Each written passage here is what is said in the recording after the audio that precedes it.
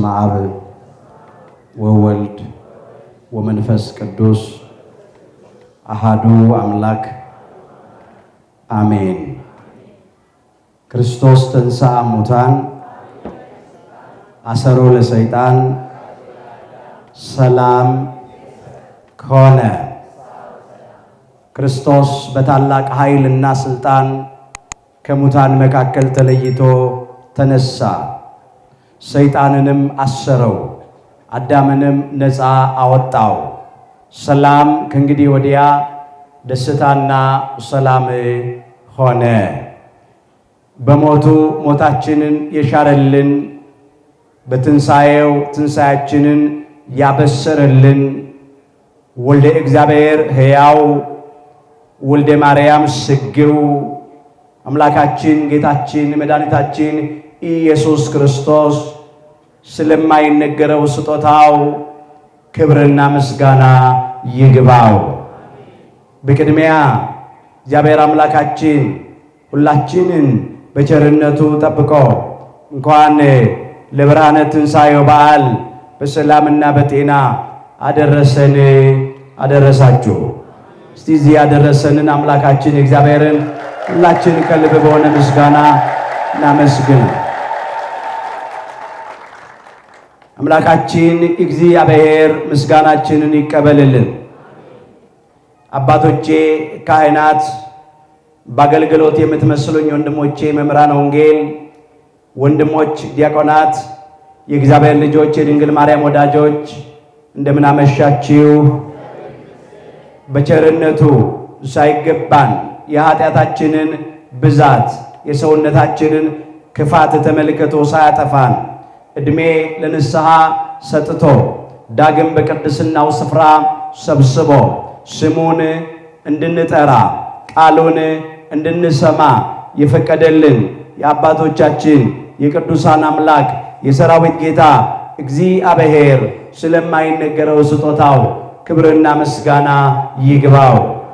የእናታችን የእመቤታችን የቅድስተ ቅዱሳን የድንግል ማርያም የወላዲተ አምላክ ረድኤትና በረከት ለዘላለሙ በሁላችን ላይ አድሮ ይኖር። የምስጢር ባለቤት እግዚአብሔር አምላካችን ለሁላችንም ምስጢሩን ገልጦ ያስተምረን። አማን ተንሥአ እግዚእነ። ጌታችን እውነት ተነሳ።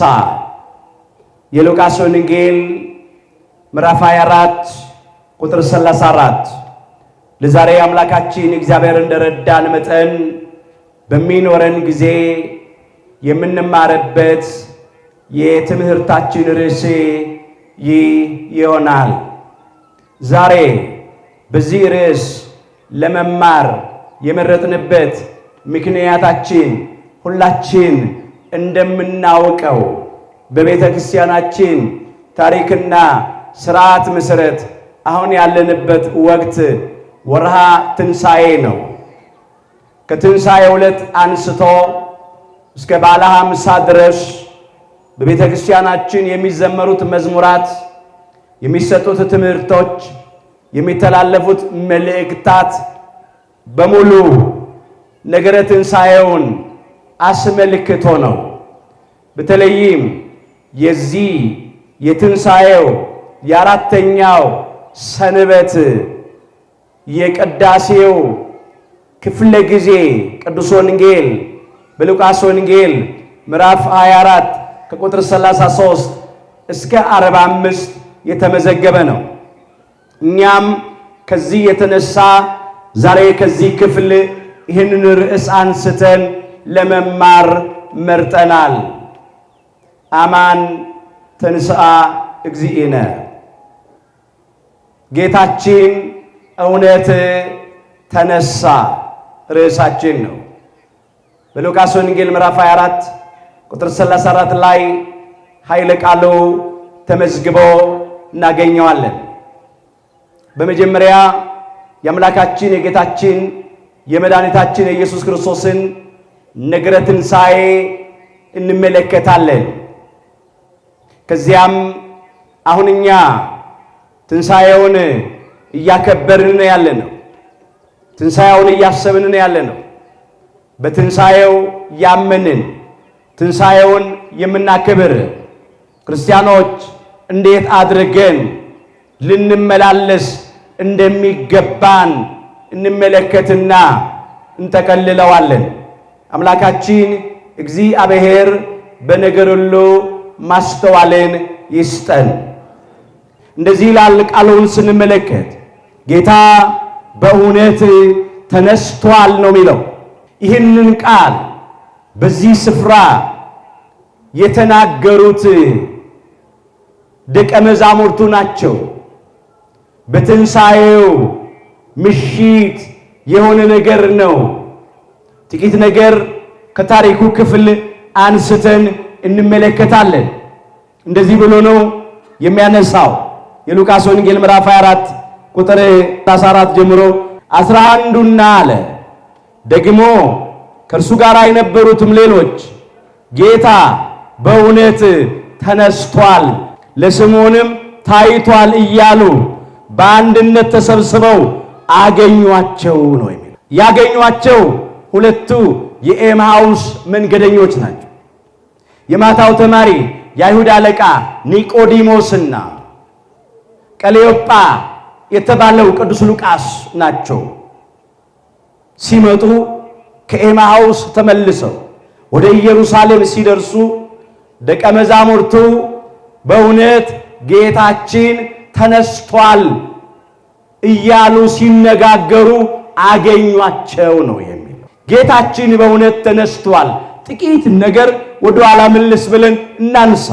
ሁላችን እንደምናውቀው የተነገረው ትንቢት እንዲፈጸም የተቆጠረው ሱባኤ በደረሰ ጊዜ ከቅድስት ሥላሴ አንዱ አካላዊ ቃል እግዚአብሔር ወልድ በባህሪ አባቱ በእግዚአብሔር አብ ፈቃድ፣ በባህሪ ሕይወቱ በእግዚአብሔር መንፈስ ቅዱስ ፈቃድ፣ በራሱም በእግዚአብሔር ወልድ ፈቃድ አዳምና እኛ ልጆቹን ስለማዳን ከሰማየ ሰማያት ወርዶ ከቅድስተ ቅዱሳን ከድንግል ማርያም ከሥጋዋ ሥጋ ከነፍሷ ነፍስ ነስቶ በቤተልሔም ዋሻ በከብቶች በረት ተወልዶ ቀስ በቀስ በሥጋ አድጎ 30 ዘመን ሲሞላው በዮርዳኖስ መሃል በዮሐንስ እጅ ከተጠመቀ በኋላ ሳይውል ሳያድር ዕለቱኑ ወደ ገዳመ ቆሮንቶስ ገብቶ 40 ቀን 40 ሌሊት ጾሞ ጸልዮ ከዲያብሎስ ተፈትኖ ዲያብሎስን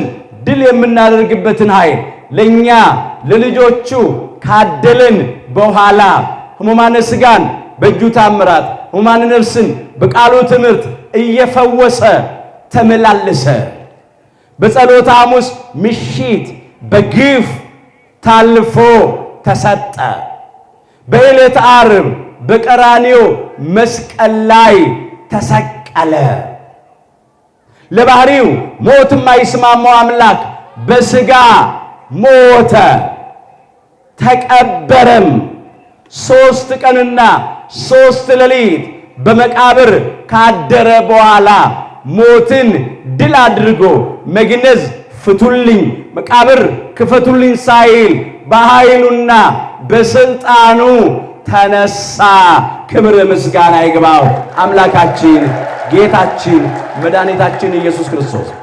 ቅዱስ ጳውሎስ እንዲህ አድርጎ እንደመዘገበ መጽሐፍ እንደሚል ክርስቶስ ስለ ኃጢአታችን ሞተ ተቀበረም፣ መጽሐፍም እንደሚል በሦስተኛው ቀን ተነስቷል አለ።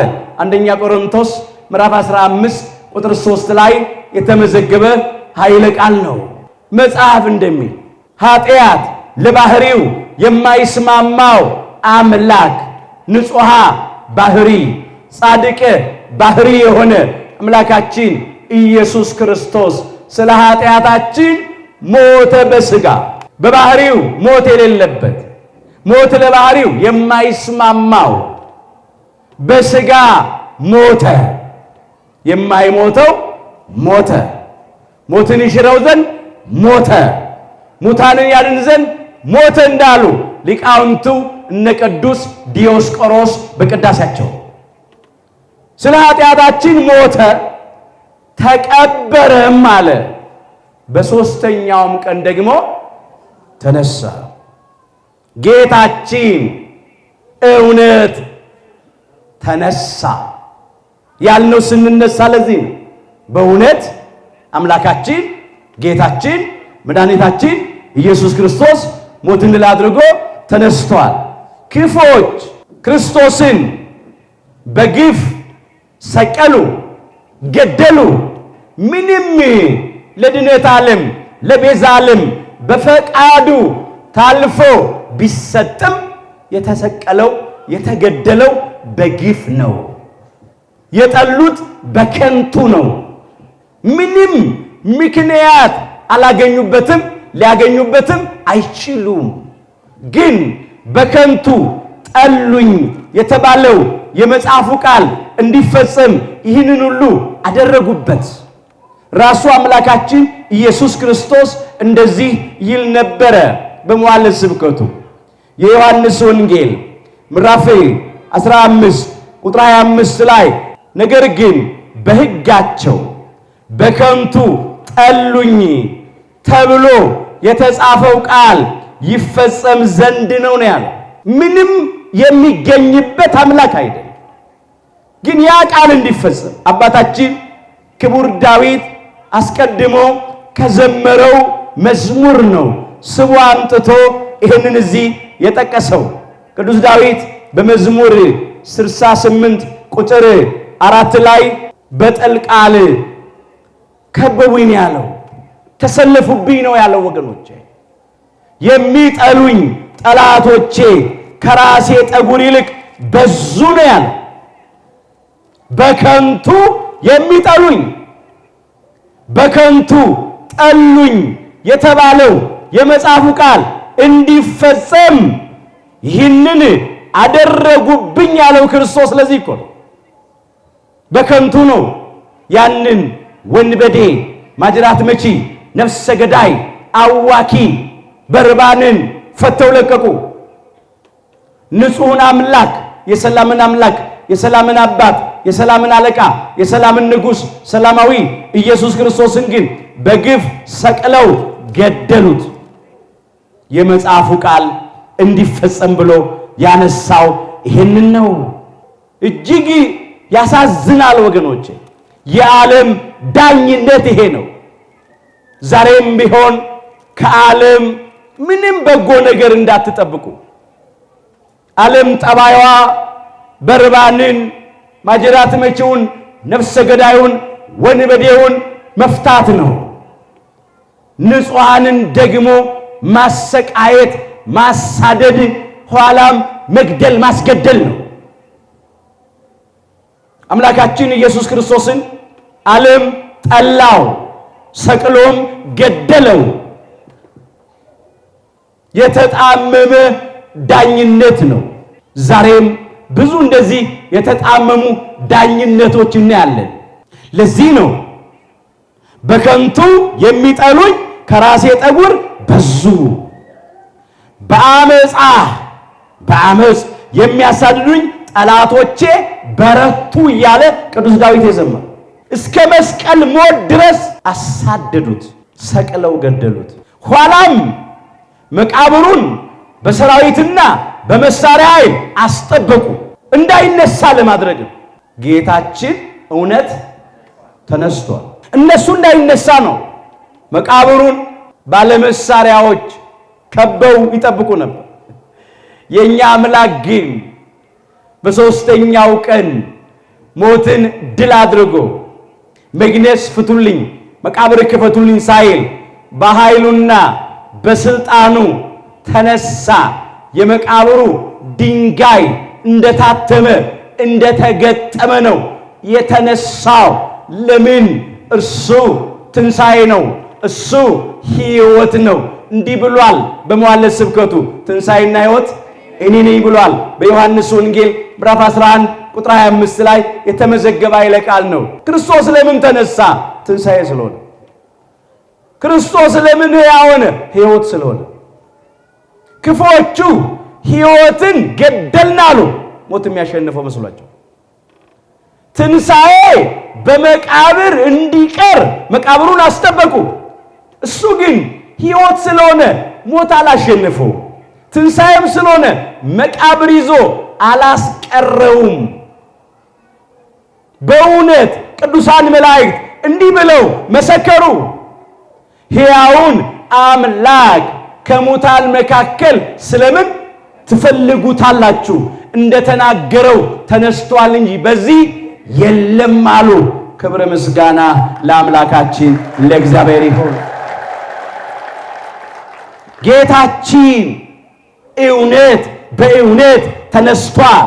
ትንሣኤውን ራሱ አረጋግጧል፣ ራሱ መስክሯል። በመጀመሪያ የራሱን ምስክርነት እናያለን። ብዙ ምስክርነቶች አሉ ለትንሣኤ። ጌታችን እውነት ተነስቷል አስረግጠን እናያለን። ለምን ዛሬም በክርስቶስ ትንሣኤ የማያምኑ ሰዎች አሉ። ከሞት በኋላ ባለው ሕይወት ከመቃብር በኋላ ባለውም ትንሣኤ በሙታን ትንሣኤ የማያምኑ ሰዎች አሉ። ለዚህ ነው እናስረግጠን የምናየው። በመጀመሪያ ክርስቶስ ራሱ ተነስቶ ትንሣኤውን በመግለጥ መስክሯል። የመጀመሪያው ምስክርነት የቅዱሳን መላእክት ምስክርነት ነው። ይሄ በቅዱሳት መጻሕፍት ውስጥ በብዙ ስፍራ ተመዝግቧል። ሐዋርያውና ወንጌላዊው ቅዱስ ማቴዎስ መዝግቦታል። የማቴዎስ ወንጌል ምዕራፍ 28 ከቁጥር 5 ጀምሮ እናንተስ አትፍሩ፣ የተሰቀለውን ኢየሱስን እንድትሹ አውቃለሁና አለ፣ እንደተናገረ ተነስቷልና በዚህ የለም። ክብረ ምስጋና ለአምላካችን ለጌታችን ለመድኃኒታችን ለኢየሱስ ክርስቶስ። እንደተናገረ ምን ብሏል? ተነስቷል። ተናግሯል። ራሱ በመዋዕለ ስብከቱ ምን ይል ነበረ? እሱ በክፎች እጅ ታልፎ እንደሚሰጥ እንደሚገድሉት በሦስተኛውም ቀን ሞትን ድል አድርጎ እንደሚነሳ ብዙ ጊዜ ተናግሯል። ለዚህ ነው የእግዚአብሔር መልአክ ትንሣኤውን ሲመሰክር እንደዚህ ብሎ ያነሳው። እንደተናገረ ምን ብሏል? ተነስቷል። የኛ አምላክ ላያደርግ አይናገርም። ከተናገረ ያደርጋል። ቃሉ በምድር ላይ አይወድቅም። ሐሰት ለባህሪው አይስማማውም። በቃሉ የታመነ አምላክ ነው። እንደተናገረ ተነስቷል። ብዙ ስፍራ ተናግሯል። የማቴዎስ ወንጌል ምዕራፍ 16 ከቁጥር 21 ጀምሮ መመልከት ትችላላችሁ። ይህ ስፍራ በመጀመሪያ አምላካችን ኢየሱስ ክርስቶስ ስለ ነገረ መስቀሉ ስለ ሞቱ እና ደግሞ ሞትንም ድል አድርጎ በሦስተኛው ቀን ስለ መነሳቱ የተናገረበት ስፍራ ነው። እንደተናገረ ምን ብሏል? ተነስቷል። የተኛበትን ስፍራ እዩ ያላቸው። እዚያው ተመለስን። የማቴዎስ ወንጌል ምዕራፍ 28 ቁጥር 5 ጀምሮ የጠቀስነው ማለት ነው። እንደተናገረ ተነስቷል፣ በዚህ የለም። የተኛበትን ስፍራ ኑና እዩ። ምን ያለበትን ስፍራ? የተኛበትን ስፍራ። ሞቱን በምን መሰለው? በእንቅልፍ መሰለው። መልአኩ ሲመሰክር የተኛበትን ስፍራ ኑና እዩ። አይገርማችሁ? የተቀበረበትን አይደለም፣ የተኛበትን ስፍራ ኑና እዩ። ለምን? የተኛ እንደሚነሳ ያንቀላፋ እንደሚነቃ አምላካችን ጌታችን መድኃኒታችን ኢየሱስ ክርስቶስ ሞትን ድል አድርጎ ተነስቷልና እሱ ሕያው ስለሆነ በሥጋ የሞተውን ሞት መልአኩ በእንቅልፍ መስሎ የተኛበትን ስፍራ ኑና እዩ አለ። አባታችን ክቡር ዳዊትም ሲዘምር ምንድን ያለው? እግዚአብሔር ከእንቅልፍ እንደሚነቃ ተነሳ ይላል። መዝሙር 77 ቁጥር 65 ላይ የተመዘገበውን ቃል ተመልከቱ። እግዚአብሔር ከእንቅልፍ እንደሚነቃ ምን አለ? ተነሳ። እግዚአብሔር ወልድ ኢየሱስ ክርስቶስ ከእንቅልፍ እንደሚነቃ ሞትን ድል አድርጎ ተነሳ ማለት ነው። ኑና የተኛበትን ስፍራ እዩ። መልአኩም ያለው ያን ነው። መጻሕፍት ይስማማሉ። ቅዱስ ዳዊት ይሄንን መዝሙር የዘመረው ገና ጌታችን ከመቤታችን ከመወለዱ ከ1000 ዘመን አስቀድሞ ነበር። ነገር ግን እግዚአብሔር ከእንቅልፍ እንደሚነቃ ተነሳ። የክርስቶስን ትንሣኤ ነው። መልአኩም ይኸው ኑና የተኛበትን ስፍራ ይዋል እንደተናገረ ተነስቷል። እንደተኛ አልቀረም፣ በስጋ እንደሞተ አልቀረም ማለት ነው። መልአኩ መሰከረ። ሌላው አምላካችን ጌታችን መድኃኒታችን ኢየሱስ ክርስቶስ ትንሣኤውን ለነ መግደላዊት ማርያም ገልጧል። ይሄንን ቅዱስ ማርቆስ መዝግቦታል። የማርቆስ ወንጌል ምዕራፍ 16 ቁጥር 9 ጀምሮ የተመዘገበውን ቃል እንመልከት። ከሳምንቱ በመጀመሪያው ቀን ማልዶ በተነሳ ጊዜ ቅዳሜ ለእሑድ አጥቢያ ስለሆነ ሞትን አድርጎ የተነሳው አስቀድሞ በመጀመሪያ ከሰው ልጆች መካከል በመጀመሪያ ትንሣኤውን የተመለከተች መግደላዊት ማርያም ናት። 7 አጋንንት ላወጣላት ለመግደላዊት ማርያም ታየ ይላል። ተነስቶ ነው የታየ። ጌታችን እውነት ተነስቷል ያለው ለዚህ መግደላዊት ማርያም አይታዋለች። እንደውም ቅዱስ ማቴዎስ ሲመዘግብ ለቅዱሳት አንስት ለነ መግደላዊት ማርያም እንደተናገረ ተነስቷል፣ በዚህ የለም፣ የተኛበትን ስፍራ ኑና እዩ፣ ይልቅስ ሄዳችሁ ለደቀ መዛሙርቱ እንዲህ በሏቸው፣ ወደ ገሊላ እቀድማችኋለሁ በሏቸው፣ መታየትን በገሊላ ይጀምርላችኋል በሏቸው፣ ትንሣኤውን በገሊላ ይገልጥላችኋል በሏቸው። ገሊላ በዚያ በደብረ ዘይት አጠገብ ባለችው ገሊላ ነው። ሰሜን እስራኤል ባለችው ገሊላ አይደለም። ገሊላ ሰሜን እስራኤል አለች። ናዝሬት ገሊላ ጌታችን ያደገባት ገሊላ እዛ አይደለም።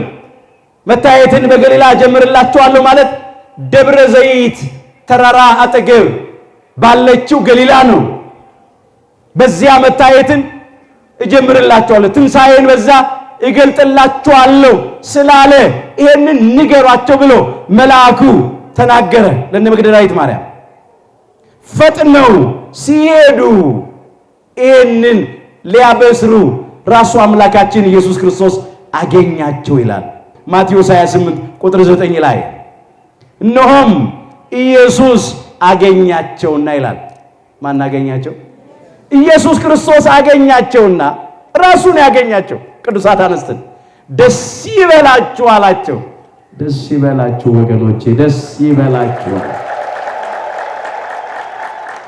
ሲያዝኑ ሲያለቅሱ የነበሩትን ቅዱሳት አንስትን እነ መግደላዊት ማርያም ስጋውን ፍለጋ ወደ ጎልጎታ መቃብር በሌሊት ይጓዙ የነበሩትን ጥቂት ነገር እናንሳ። እዚህ ላይ ጊዜው ጨለማ ነው። መቃብሩ በሰራዊት ይጠበቃል። ሁላችን እንደምናውቀው ቀን ለሰራዊት ነው፣ ለሰዎች ነው። ሌሊት ደግሞ ለአራዊት ነው። እነ መግደላዊት ማርያም ግርማ ሌሊቱን አልፈሩም። መቃብሩን ይጠብቁ የነበሩትን መሳሪያ የታጠቁትን ሰራዊት አልፈሩም። በዚያ በጨለማ ውስጥ ክፉ ነገር ቢያገኘን ብለው አልፈሩም። ደግሞ እንቅልፍም አልጣላቸውም። ሲነጋ እንሄዳለን፣ አሁን የእንቅልፍ የረፍት ጊዜ ነው እንረፍ አላሉም። ወገኖቼ ፍጹም ፍቅር፣ የልብ ፍቅር፣ የውስጥ ፍቅር፣ እውነተኛ ፍቅር ሁሉን ተቋቁሞ አምላኩን ፍለጋ ይሄዳል። መግደላዊት ማርያም ውለታዋን ታውቃለች። አምላካችን ጌታችን መድኃኒታችን ኢየሱስ ክርስቶስ ያደረገላትን ውለታ ታውቃለች። ታሪኳ ተለውጧል። ነገሯ ተገልብጧል። 7 አጋንንትን አውጥቶላታል። ስድዋን ነቀፌታዋን አስወግዶላታል። ስለዚህ ያንን አስባ ነው ያንን ሁሉ ተቋቁማ ሽቱ ገዝታ በእስራኤላውያን ልማድ 3 ቀን ሲሞላ መቃብሩን ከፍቶ ስጋውን ሽቱ መቀባት በስጋው ላይ ሽቱ ማርከፍከፍ ልማድ ስላለ ያልታደርግ ነበር የምትሄደው። በጣም የሚያስጨንቃቸው ነገር ግን ትልቁ ድንጋይ ነበር ይባባሉ ነበር ይላል ቅዱስ ማርቆስ ሲመዘግብ። የማርቆስ ወንጌል ምዕራፍ 16 ቁጥር 1 ጀምሮ መመልከት ትችላላችሁ። ድንጋዩን ከመቃብሩ ደጃፍ ማን ያንከባልልልናል ይሉ ነበር። ለምን? መቃብሩ ላይ የተገጠመው ድንጋይ በጣም ከባድ ነበርና ይላል። እኛ ሴቶች ነን፣ በምን አቅማችን በአንድ በኩል በሐዘን ተቀጥቅጠዋል፣ ሐዘን አድክሟቸዋል። በሌላ በኩል ከጸሎተ ሐሙስ ምሽት አንስቶ ክርስቶስ ታልፎ ከተሰጠበት ምሽት አንስቶ ምግብ አልበሉም፣ ውሃ አልጠጡም፣ በረሃብ ደክመዋል፣ በጥም ዝለዋል። በእነሱ አቅም ድንጋይ አይንከባለልም። ይሄንን ነበር የሚያስጨንቃቸው። ይሄንን እያሉ ሲሄዱ ነው በሚገርም ሁኔታ የእግዚአብሔር መልአክ ከሰማይ ወርዶ ድንጋዩን አንከባሎ በላዩ ላይ ተቀምጦበት አዩ። ክብረ ምስጋና ለአምላካችን ለእግዚአብሔር ይሁን። እዚሁ የማቴዎስ ወንጌል ምዕራፍ 28 ቁጥር 1 ጀምሮ ተመልከቱት። ይሄንን በሰንበትም መጨረሻ መጀመሪያው ቀን ይላል። የአይሁድ ሰንበት የብሉይ ኪዳን ሰንበት ቅዳሜ ስለሆነ ነው። ቅዳሜ ሲያልቅ ማለት ነው።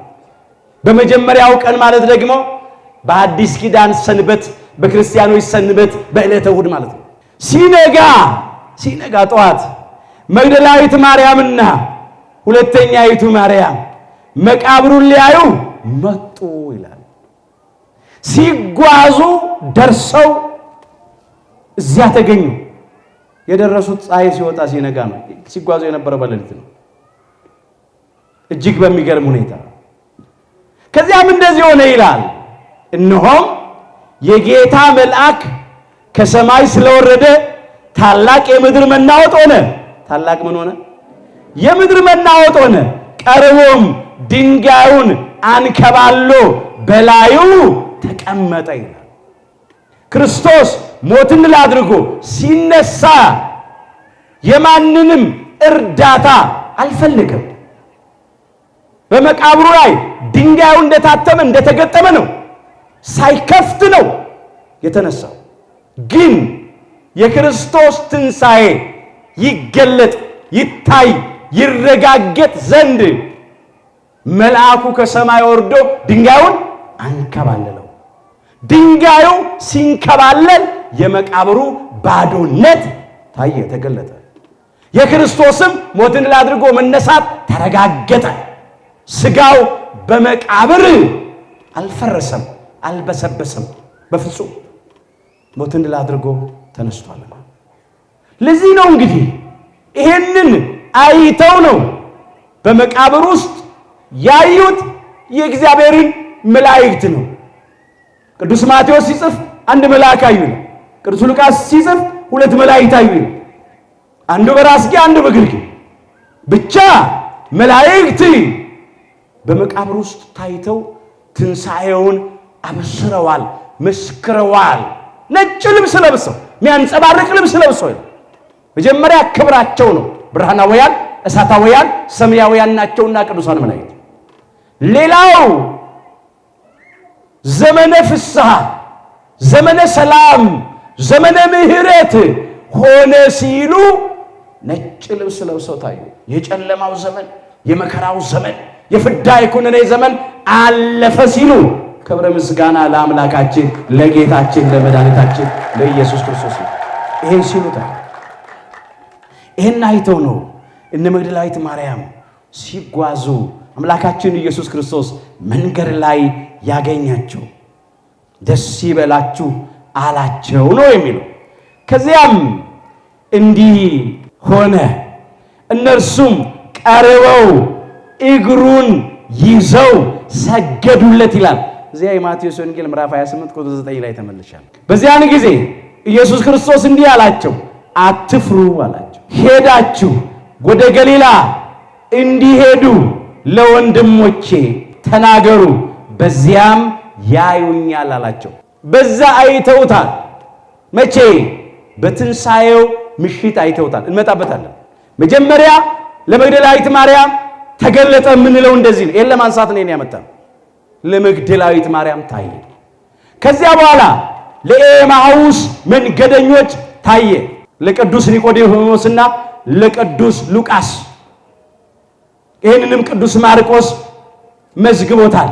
የማርቆስ ወንጌል ምዕራፍ 16 ቁጥር 12 ጀምሮ ከዚህም በኋላ ይላል ለመግደላዊት ማርያም ከታየ በኋላ ማለት ነው። ከዚህ በኋላ የሚለው ከዛ አንስቶ ነው። ከነርሱ ለሁለቱ ወደ ባላገር ሲሄዱ፣ ባላገር ያላት ኤማሁስን ነው። በመንገድ በሌላ መልክ ተገለጠ ይላል። እነርሱም ሄደው ለሌሎቹ አወሩ ይላል። ባለፈው ሳምንት የተተረከው ታሪክ ይሄ ነው። በየዓመቱ በዚህ በዘመነ ትንሣኤ ሦስተኛው ሰንበት የሚነበበው የቅዱስ ወንጌል ክፍል ነው። የሉቃስ ወንጌል ምዕራፍ 24 ከቁጥር 13 እስከ 33 ይነበባል። ለኤማሁስ መንገደኞች ተገለጠ። ጌታችን እውነት ተነስቷል። አይተውታል። ኤማሁስ መንገደኞች መጥተው ተናግረዋል። ትዝ ይላቸዋል። በቤታቸው ገብቶ ማዕዱን ባርከው ቆርሶ በሰጣቸው ጊዜ አይናቸው ምን አለ? ተከፈተ። አይነ ልቡናቸው በራ። ክርስቶስ መሆኑን አወቁ። ከዚያም ተደነቁ። ለነሱ ታይቷል። ሌላው ለነ ስምዖን ጴጥሮስ ታይቷል። እነ ስምዖን ጴጥሮስ አይተውታል። ይሄንን ቅዱስ ጳውሎስ ያመጣዋል ለቆሮንቶስ ክርስቲያኖች በጻፈው መልእክቱ አንደኛ ቆሮንቶስ ምዕራፍ 15ን የጻፈው ትንሣኤ ሙታን የለም የሚሉ አሕዛብ ስላስቸገሩት ነው። እንብላ እንጠጣ ነገ እንሞታለን የሚሉ እንደ አንዳንዶቹ እንደ ዛሬ ማለት ነው። ሆዳቸው አምላካቸው፣ ክብራቸው መኖራቸው፣ ሐሳባቸው ምድራዊ፣ መጨረሻቸው ጥፋት የሆኑ ሰዎች እንደዚህ የሚሉ ሰዎች አሉ ዛሬ። ማን ነው ሄዶ የመጣ? ማን ነው ሞቶ የተነሳ? የማያውቁት ሀገር አይናፍቅም የሚሉ አሉ። ተረፈ ሰዱቃውያን። ሰዱቃውያን ትንሣኤ ሙታን እንዳለ አያምኑም። መላእክት እንዳሉ አያምኑም። መንፈስ ቅዱስ እንዳለ አያምኑም። የሚያሳዝን ነው። ነፍስም እንዳለች አያምኑም፣ አይቀበሉም። ተጽፎባቸዋል። የሐዋርያት ሥራ ምዕራፍ 23 ቁጥር 8 ላይ የተመዘገበውን ቃል እንመልከት። ሰዱቃውያን ትንሣኤም መልአክም መንፈስም የለም የሚሉ ናቸውና ይላል። እንደዚህ ነው የሚሉት። ትንሣኤ ሙታን የለም ነው የሚሉት። መላእክት የሉም ነው የሚሉት።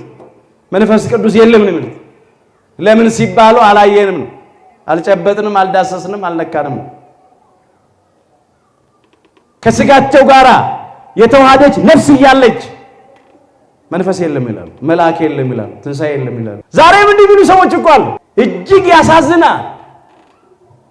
ከስጋቸው ጋር በተዋሃደችው በነፍሳቸው በሕይወት እየተመላለሱ መንፈስ የለም፣ መልአክ የለም፣ ትንሣኤ የለም ይላሉ።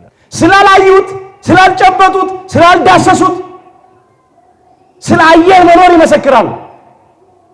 አየር ቦታ ይይዛል። አየር ክብደት አለው። ሰው ያለ አየር መኖር አይችልም። እንዴ ነው አለ የሚለው ሳይንሱ። አየርን የፈጠረውን እግዚአብሔርን ግን የለም ይላሉ። ስራውን አለ፣ ሰሪውን የለም።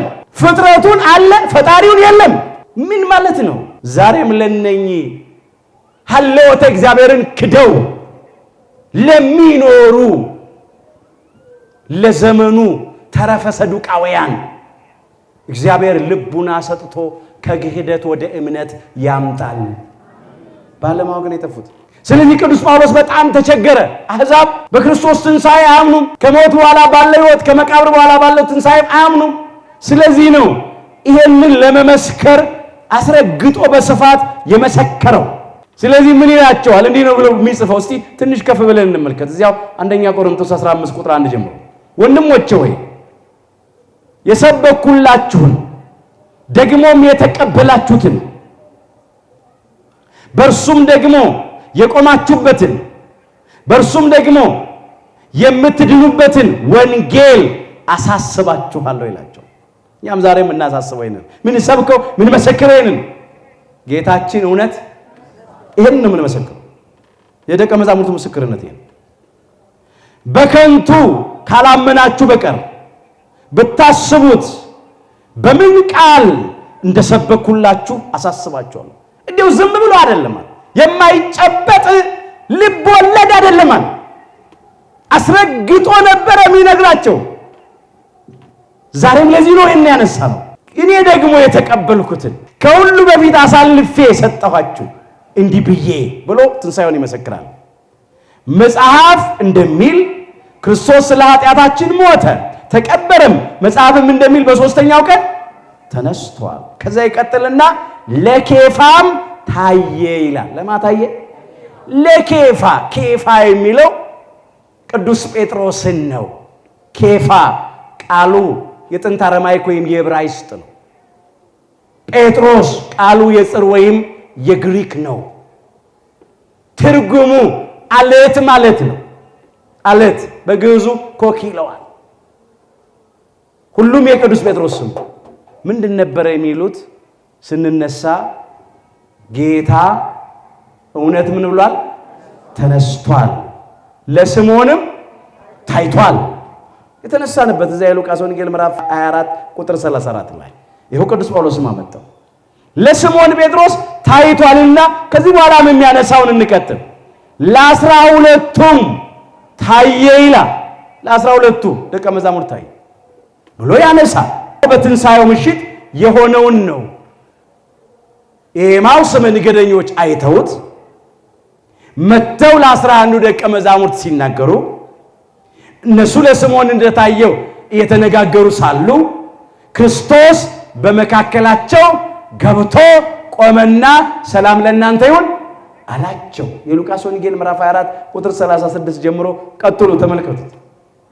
ምትሃት ያዩ መሰላቸውና ፈሩ፣ ደነገጡ። ደጆቹ ተዘግተዋል። ሳይከፍት ነው የገባው። በእንቅርት ላይ ጆሮ ደግፍ ነው። አይሁድን ፈርተው ነው ያሉት። ቀኑ መሽቷል። በሐዘን ውስጥ ነው ያሉት። ኢየሱስ ክርስቶስ ገብቶ ሲቆም ደጆቹን ሳይከፍት ደነገጡ። ምትሃት ያዩ መሰላቸው። ስለዚህ ራሱ አምላካችን ኢየሱስ ክርስቶስ እንዲህ አላቸው፣ ስለምን በልባችሁ ሐሳብ ይነሳል? እነሆ ለምትሃት ሥጋና አጥንት የለውም፣ እኔ ራሴ እንደሆንኩኝ የእጆቼንና የእግሮቼን የችንካር ምልክት የተወጋው ጎኔን አይታችሁ ዳሳችሁ እመኑኝ እኔው ነኝ። ሞቼ ነበረ፣ ተቀብሬ ነበረ፣ ግን ሞትን ድል አድርጌ ተነስቻለሁ። አይዟችሁ ሰላም ለእናንተ ይሁን አላቸው። ክብረ ምስጋና ይግባው አምላካችን ጌታችን መድኃኒታችን ኢየሱስ ክርስቶስ። ደቀ መዛሙርቱም ጌታችን መሆኑን ባወቁ ጊዜ ደስ አላቸው ይላል። በመጀመሪያ ፈሩ፣ ደነገጡ፣ አዘኑ። ስምዖንን ሲያውቁ ግን ደስ አላቸው። ለካ የኛ አምላክ ሞት የማያሸንፈው ሕይወት ነው፣ መቃብር ይዞም የማያስቀረው ትንሣኤ ነው አሉ። ደስ አላቸው። የሚበላ ነገር አምጡ አለ። ምትሃት እንዳይደለ ለማጠየቅን ምትሃት ቢሆን አይበላም አይጠጣም። ስለዚህ አቀረቡለት ይላል። ምትሃት እንዳይደለ ለማጠየቅ በተዘጋ ደጅ ገባ። ሁሉን ቻይ አምላክ ስለሆነ የሚሳነው ነገር ስለሌለ በተዘጋ ደጅ ገባ። ረቂቅ መለኮትን ከስጋ ጋር እንደተዋደ ለማጠየቅ አይታይማ። በመለኮታዊ ባህሪው አይጨበጥም፣ አይዳሰስም፣ አይነካም። በምን ገባ ሳይባል ገባ፣ በምን በኩል ወጣ ሳይባል ወጣ። ትንሣኤውን እንዲህ ባለ ሁኔታ ገለጠ። ከዚያም በስምንተኛው ቀን ደግሞ ሁላችንም የምናውቀው ታሪክ ነው። ለሐዋርያው ለቅዱስ ቶማስ ተገለጠ፣ ታየ። ያመንክ እንጂ ያላመንክ አትሁን እና የችንካር ምልክቶችን በእጅህ ንካ፣ በተወጋውም ጎኔ አምጣና እጅን ምን አድርግ አግባ። አንተ ስላየኸኝ አምነሃል። ሳያዩ የሚያምኑ ብፁዓን ናቸው። ክብር ምስጋና ለአምላካችን ለጌታችን ለመድኃኒታችን ለኢየሱስ ክርስቶስ። እኛ ሳናይ አምነናል። የቅዱሳን ሐዋርያትን አይን አድርገን አምነናል። እነሱ ያዩትን አምነናል። የዮሐንስ ወንጌል ምዕራፍ 20 ቁጥር 26 ጀምሮ የተመዘገበ ታሪክ ነው። በትንሣኤው ሳምንት በየዓመቱ ዳግም ትንሣኤ ብለን እናከብራለን። ክርስቶስ ሁለቴ የተነሳ ለማለት አይደለም። አደራችሁ ያልገባቸው ሰዎች እንደዚህ ይላል። ክርስቶስ ሁለቴ የተነሳ ከተባለማ ክርስቶስ ሁለቴ ሞተ ያሰኛል። ክርስቶስ በሥጋ የሞተው ስንቴ ነው? አንዴ ብቻ። አንድ ጊዜ በሥጋ ሞቶ የእኛን ሞት ወስዶ የእሱን ሕይወት ለእኛ ሰጥቶናል። ዳግም ትንሣኤ የምንለው ለደቀ መዛሙርቱ ትንሣኤውን ሲገልጥ ለሁለተኛ ጊዜ ወይም ድጋሚ ስለነበረ በማን ምክንያት? በሐዋርያው በቅዱስ ቶማስ ምክንያት። ራሱ ቃሉን ብታዩት ምንድነው የሚለው? በስምንተኛው ቀን ወይም ከስምንት ቀን በኋላ ብሎ ያነሳዋል። ደቀ መዛሙርቱ ደግመው ምን ብለው? ደግመው በውስጥ ነበሩ ይላል። በተዘጋ ቤት ውስጥ ነበር ደግመው። ከዚያ ክርስቶስ መጣ። ያኔ ቶማስም አብሮ ነበር። የትንሣኤው ምሽት ያልነበረው ቅዱስ ቶማስ በስምንተኛው ቀን ግን አብሯቸው ነበር።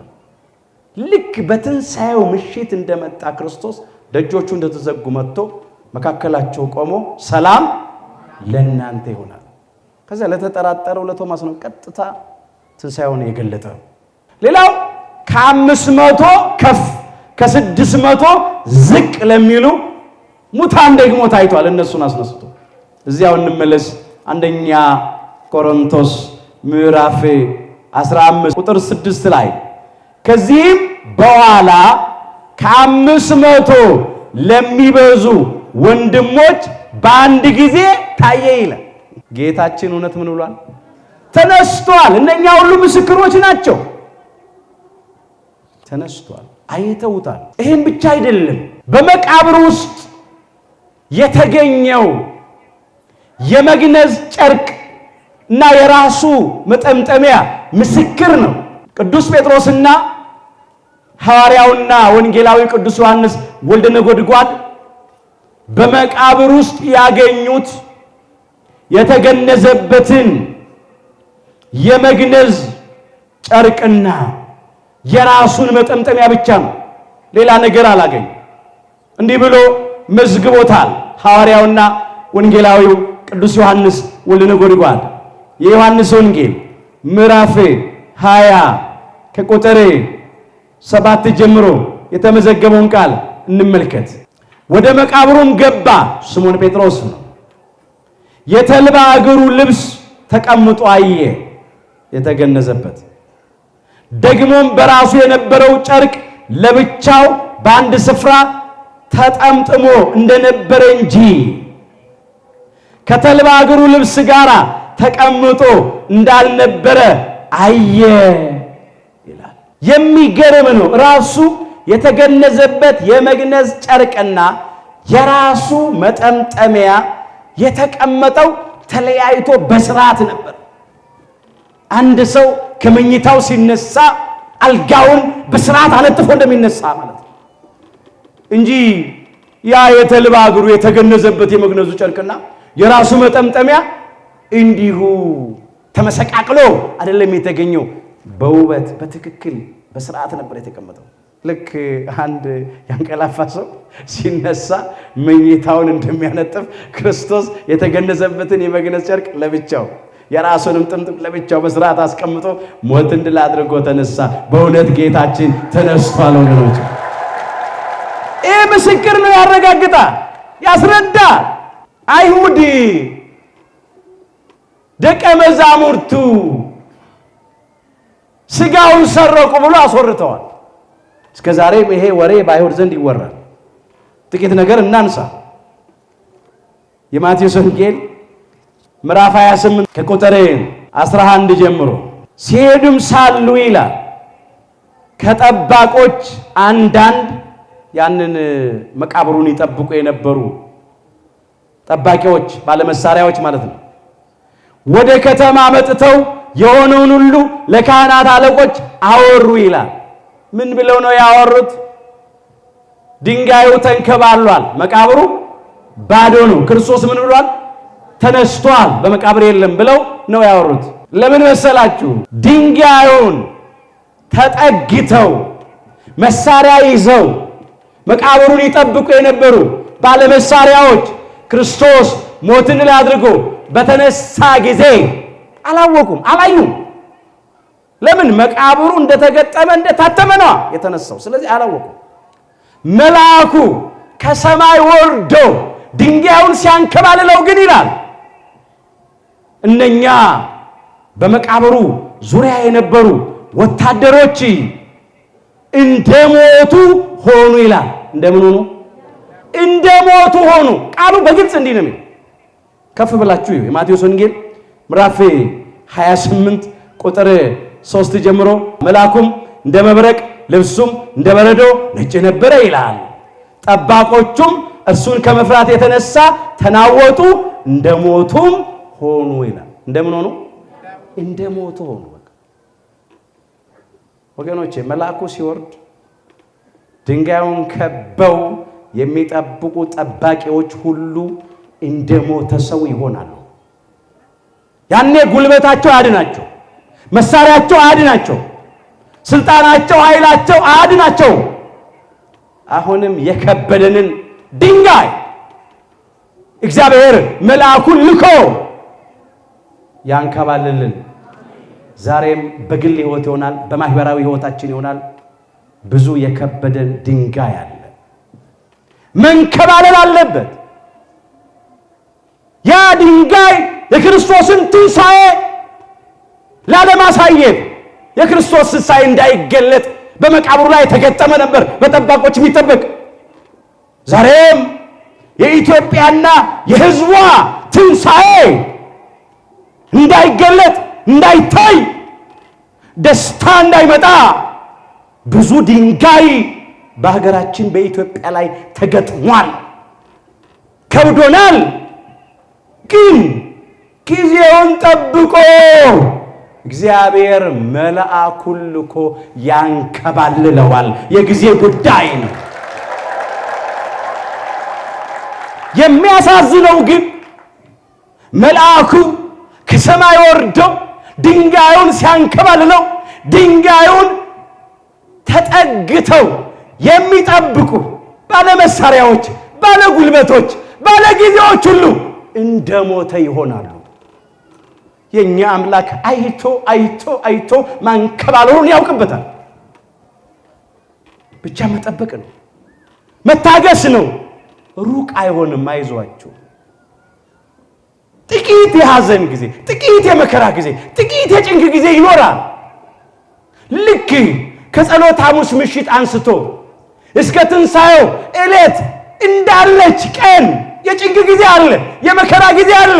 ግን እንደ ሞትን አንቀርም፣ ሕያዋን እንሆናለን። እንደ ተቀበርን አንቀርም፣ እንነሳለን።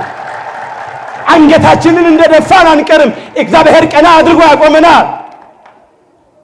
በጉንጫችን ላይ የሚወርደውን እንባ እግዚአብሔር ያብሳል። ቀንበራችን ይሰበራል፣ ወጥመዳችን ይበጣጠሳል፣ ክፉዎች ያፍራሉ፣ የእግዚአብሔር ልጆችም ይከብራሉ፣ ይደሰታሉ። ጥቂት ግን የመከራ ጊዜ አለ፣ የችግር ጊዜ አለ። አሁን እዛ ላይ ነው ያለነው እኛ። ድንጋዩ ከብዶናል፣ ግን ያንከባልላል አምላካችን። አሁንም ያንከባልልን። ከገደሉ በኋላ ድንጋይ የሚጠብቁ ሰዎች አሉ፣ ጨካኞች፣ ግን አይሳካላቸው። ጠባቆቹ እንደሞቱ ሆኑ። ነፍሳቸው ከስጋቸው አልተለየችም፣ ግን እንደሞቱ ሆኑ፣ እንደ በድን ሆኑ። ቅዱሳት አንስት እየመጡ ነው። አንዳንድ አይቃወሙም እኮ እንደሞቱ ካልሆኑ እነ መግደላዊት ማርያም ሲመጡ ወደ መቃብሩ ማን ያስጠጋቸዋል? እነ መግደላዊት ማርያም የመቃብሩን ባዶነት እንዴት አድርገው ማየት ይችላሉ? ጠባቆቹ እንደሞተ ካልሆኑ ማንም ወደ መቃብሩ ያስጠጋቸው። የእግዚአብሔር ሥራ ከአእምሮ በላይ ነው። መልአኩን ላከና ድንጋዩን አንከባሎ እነኛን እንደሞቱ ሰዎች አደረገ። ክብር ምስጋና ይግባው። እነ መግደላዊት ማርያም ያለ ፍርሃት መቃብሩን አዩ። እንደዚህ ነው ያደረገው። ጠባቆቹ ያዩትን ነው ያወሩት። ሄደው የሆነውን ነገር ተናገሩ። ከዚያም የካህናት አለቆች ሽማግሌዎችም ተሰብስበው ተማከሩ ይላል። እዛ ተመልሻለሁ። የማቴዎስ ወንጌል ምዕራፍ 28 ቁጥር 12 ጀምሮ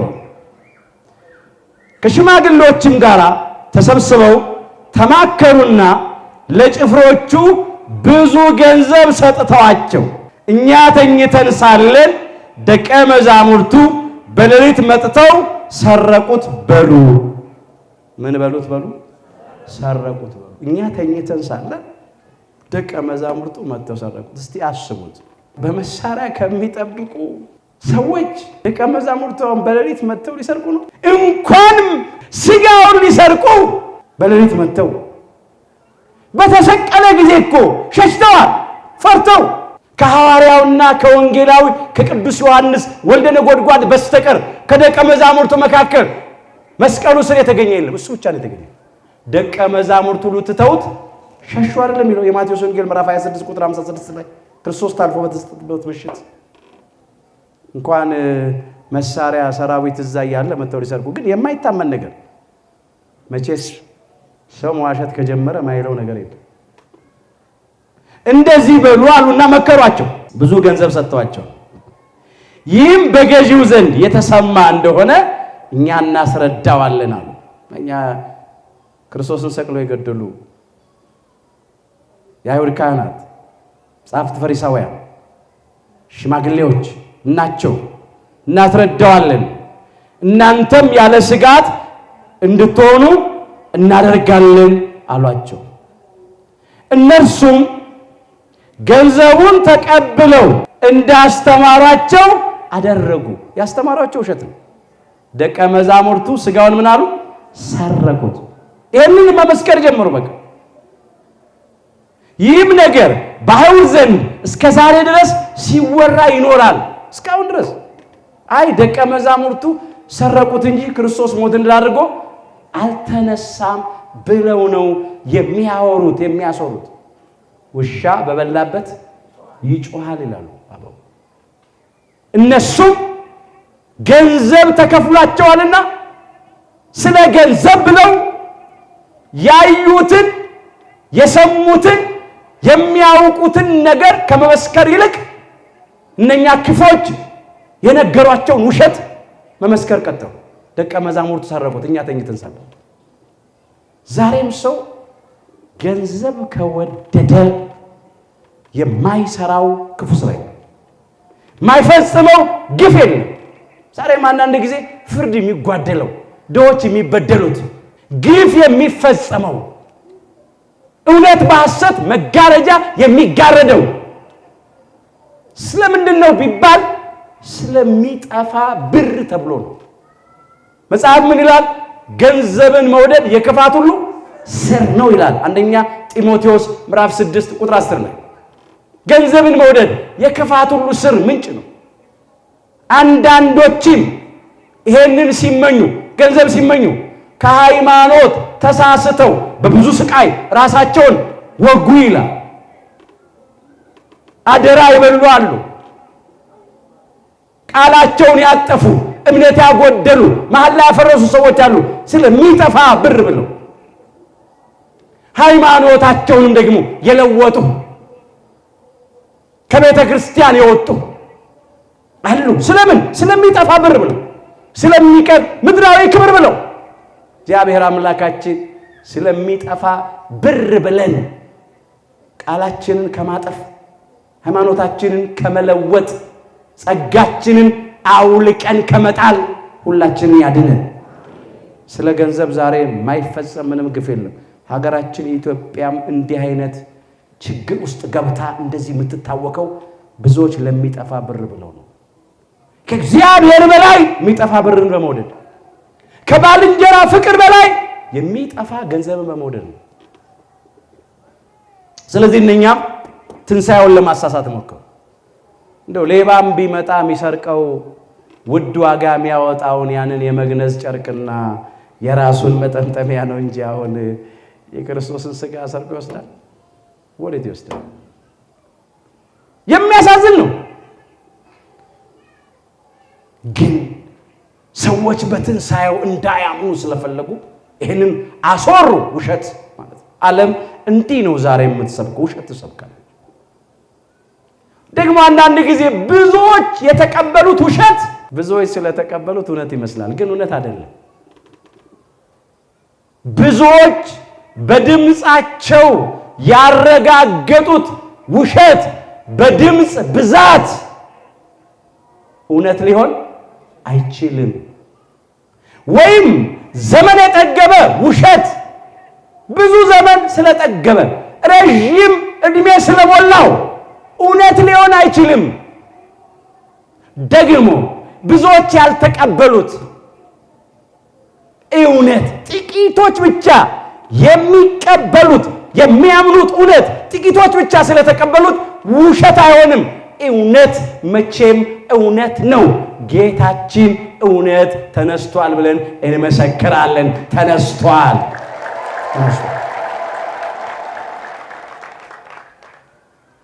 አይን ማለት ነው።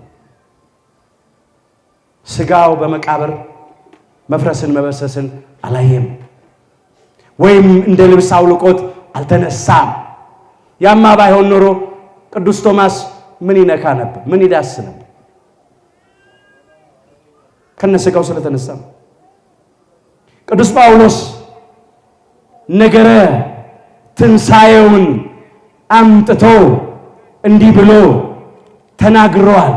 ለቆሮንቶስ ክርስቲያኖች በጻፈው መልእክቱ እዚያው አንደኛ ቆሮንቶስ ምዕራፍ 15 ቁጥር 7 ላይ የተመዘገበውን ቃል እንመልከት። ከዚያ በኋላ ለያዕቆብ ኋላም ለሐዋርያት ሁሉ ታየ፣ ከሁሉም በኋላ እንደ ጭንጋፍ ለመሆን ለኔ ደግሞ ታየኝ ብሎ ያነሳል። ለሱም ታይቶታል። ጌታችን እውነት ምን ብሏል? ተነስቷል። እንግዲህ ክርስቶስ ተነስቷል። ክርስቶስ ስለተነሳ የክርስቶስን ትንሣኤ ደቀ መዛሙርቱ እንዲመሰክሩ ክርስቶስ አዟል። የቤተ ክርስቲያንም ምስክርነቷ ይሄ ነው። ትምህርቷ ይሄ ነው። ክርስትና ራሱ የተመሰረተው በክርስቶስ ሞትና ትንሣኤ ላይ ነው። በዚህ ላይ ነው የተመሰረተው። ይሄንን ነው የምንመለከተው። አምላካችን ኢየሱስ ክርስቶስ እንደዚህ ያለ የሉቃስ ወንጌል ምዕራፍ 24 ቁጥር 44 ጀምሮ እርሱም ከእናንተ ጋር ሳለሁ በሙሴ ሕግና በነቢያት በመዝሙራትም ስለ እኔ የተጻፈ ሁሉ ይፈጸም ዘንድ ይገባል ብዬ የነገርኳችሁ ቃል ይህ ነው አላቸው። በዚያን ጊዜም መጻሕፍትን ያስተውሉ ዘንድ አእምሯቸውን ከፈተላቸው ይላል። እኛም የቅዱሳት መጻሕፍትን ምስጢር እንድናስተውል ልቡናችንን ይክፈትልን። ከፈተላቸው። ከሙሴ የሕግ መጻሕፍት፣ ከቅዱስ ዳዊት መዝሙራት፣ ከነቢያት የትንቢት መጻሕፍት እየጠቀሰ አስረዳቸው። ከጽንሰቱ አንስቶ እስከ ዕርገቱ የተነገረውን ነገራቸው፣ አነሳ። ይሄ ነው አላቸው። ይሄ እስከ ትንሣኤው ተፈጽሟል፣ እስከ ዕርገት ተፈጽሟል። ምጽአቱ ወደፊት ይፈጸም ዘንድ አለው። ይሄን ሁሉ ነገራቸው፣ እነሱም አስተዋሉ። ከዚያም እንዲህ አላቸው፣ ክርስቶስ መከራ ይቀበላል፣ በሦስተኛውም ቀን ከሙታን ይነሳል፣ በስሙም ንስሐና የኃጢአት ስርየት ይሰበካል፣ ከኢየሩሳሌም ጀምሮ በአሕዛብ ሁሉ ይሰበካል ተብሎ እንዲሁ ተጽፏል። እናንተም ለዚህ ምስክሮች ናችሁ። እናንተ ለዚህ ምኖች ናችሁ? ምስክሮች ናችሁ። የደቀ መዛሙርቱ ምስክርነት የክርስቶስ ሞትና ትንሣኤ ነበረ። እኛም ያመንነው ይሄንን ነው። ቅዱስ ጳውሎስም እኮ ከኔ የተቀበላችሁትን የሰማችሁትን የምትድኑበትን ወንጌል አሳስባችኋለሁ እያለ አስረግጦ የነገራቸው የክርስቶስን ሞትና ትንሣኤ ነው።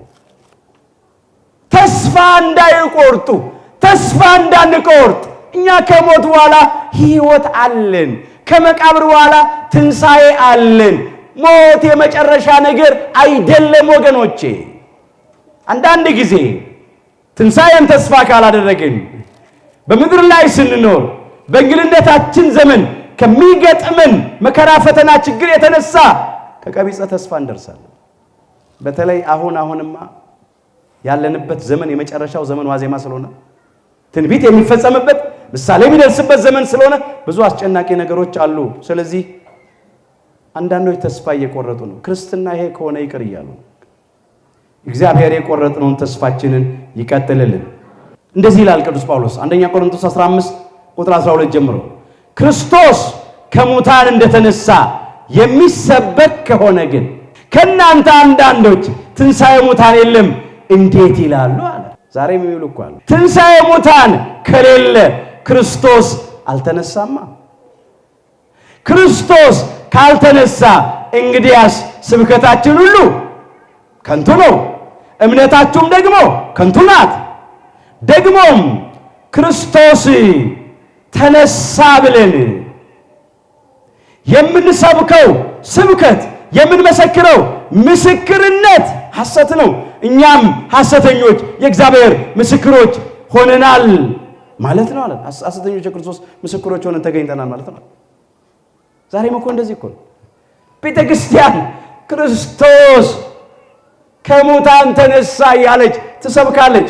ይሄ የበዓለ ሃምሳው ሰላምታ ራሱ 50ውን ቀን ይሄ ነው።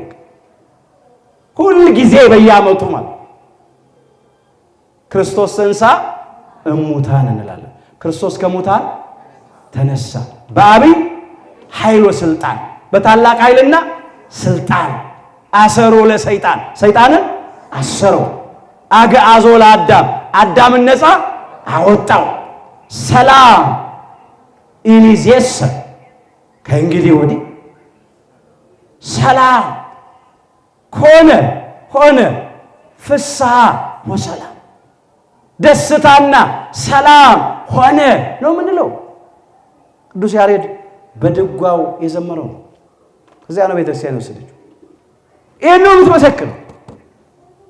ስለዚህ ክርስቶስ ሞትን ድል አድርጎ ተነስቷል። እኛም ክርስቶስን አብነት አድርገን እንነሳለን። እንዲህ ብሎ ያነሳል። እንግዲህ ያሳለ በክርስቶስ ያንቀላፉት ደግሞ ጠፍተዋል አለ። ካልተነሳ ክርስቶስ በዚህች ሕይወት ብቻ፣ በዚህች ሕይወት ያለው በዚህ በምድር በሚያልፈው በሚጠፋው በሚፈርሰው በሚበስብሰው በሚቀረው ማለት ነው። በዚህች ሕይወት ብቻ ክርስቶስን ተስፋ ያደረግን ከሆነ ከሰው ሁሉ ይልቅ ምስኪኖች ነን አለ። ምኖች ነን? ምስኪኖች ነን። ምናሳዝን ነን አለ። የሙታን ትንሣኤ ከሌለ፣ ከሞት በኋላ ሕይወት፣ ከመቃብር በኋላ ትንሣኤ ከሌለን፣ ሌላ ዓለም ሰማያዊ ሀገር ዘላለማዊ ቤት ከሌለንም አለ ለምንድን ነው ዛሬ መከራ የምንቀበለው? ምንራበው፣ ምንጠማው፣ ምንሰደደው፣ ምንገረፈው መከራ የምንቀበለው ለምንድን ነው? የተዘጋጀልንን ክብር አስበን ነው፣ ዘላለማዊ ዋጋ አስበን ነው መከራ የምንቀበለው ብሎ ነው የሚቀጥለው። አሁን ግን እንግዲህ ክርስቶስ ላንቀላፉት በኩራት ሆኖ ከሙታን ተነስቷል። የመጀመሪያ ቀዳሚ ሆኖ አብነት ሆኖ ተነስቷል።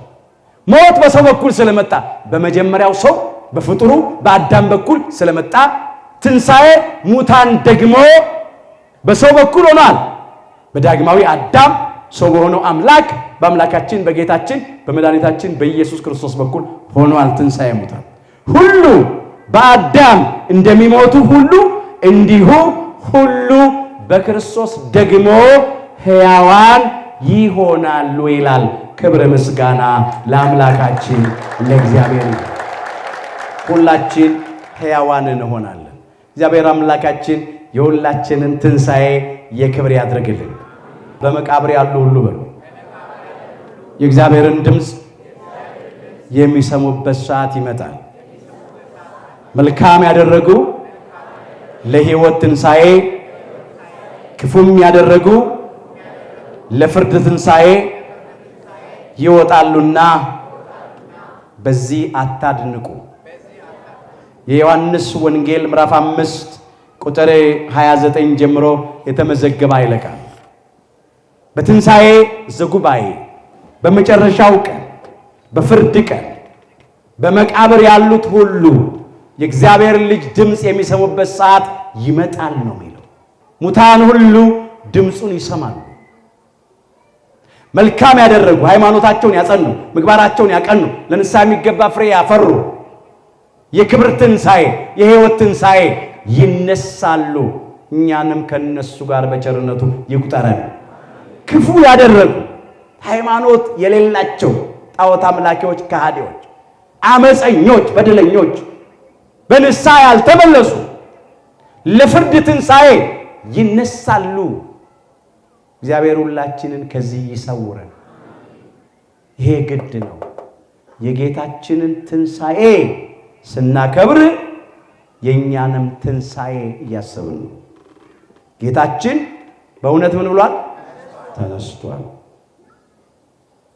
እሱ ተነሳ፣ ሙታንንም ሁሉ አስነሳ። ቅዱስ ያሬድም የዘመረው ነው። ተነስቷል፣ ሙታንን ሁሉ አስነስቷል። ደግሞ በተስፋ ተነስተናል። ከእሱ ጋር አብረን ተነስተናል። በሃይማኖት ተነስተናል። በጥምቀት በልጅነት ተነስተናል። ደግሞ በትንሣኤ ዘጉባኤ እንነሳለን። ሁልጊዜ በሃይማኖት ጸሎት የምንለው ይናል የሙታንም ትንሣኤ ተስፋ እናደርጋለን ነው የሚለው። ይህን ተስፋ እናደርጋለን። ስለዚህ ተስፋ የመቁረጥ ሐዘን አንዘን። ለምን? ትንሣኤ አለን።